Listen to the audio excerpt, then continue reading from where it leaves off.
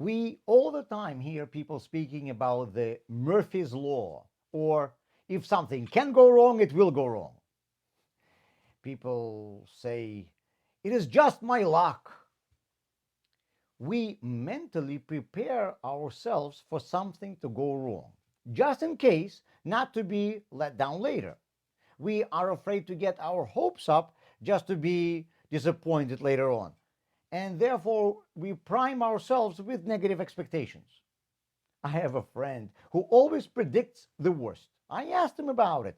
He explained, if everything turns out to be good, then people will be pleasantly surprised and nobody will blame him. But if things will go sour, he will be able to say, I told you so. But these negative expectations create anxiety and fear that don't let us live.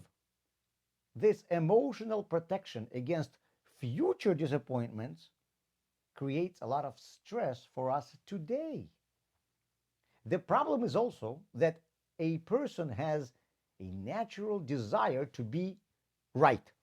If I predict something bad, then at least some part of me will always want it to come true. Our negative expectations create sort of self fulfilling prophecies. The Torah tells us how Moses killed an Egyptian man who was abusing a Jewish slave. Later it says that Moses became afraid of the consequences and the incident became known. The chronology of what is written is confusing. It should have said first that the incident became known and then that Moses became afraid. The Rebbe explains that the sequence of description points to a causal relationship. Moses became afraid, and therefore the incident became known. His worries became a self fulfilling prophecy. As we see, even a man like Moses fell into the trap of his emotions. Where does this fear come from? From our previous life experiences. Over the years, we have had many disappointments and misfortunes, and now, as they say, once burned, twice shy. But when financial advisors provide guidance about investments, they of course rely on the history and the record of each fund or individual stock. But at the same time, they always have to warn their clients. Past performance is never a guarantee of future results. And this is the most important phrase in our lives.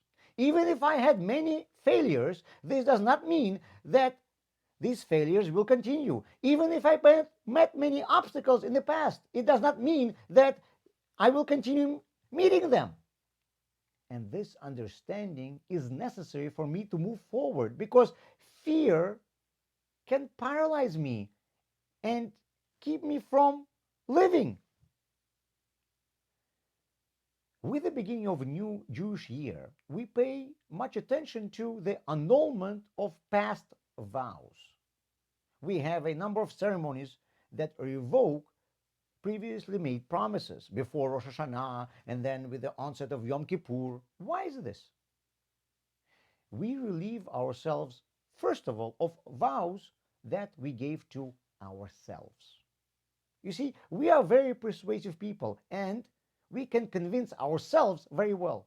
Whenever I speak about the Murphy's Law or that I always have something going wrong, I really convince myself that this is true.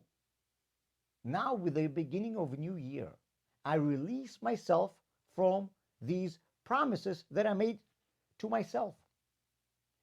Even if in the past I convinced myself that I never have any luck, now I annul this vow. Past performance is never a guarantee of future results. The new year brings me an opportunity to remove the limitations that create fear and anxiety and a new year will allow me to move forward freely because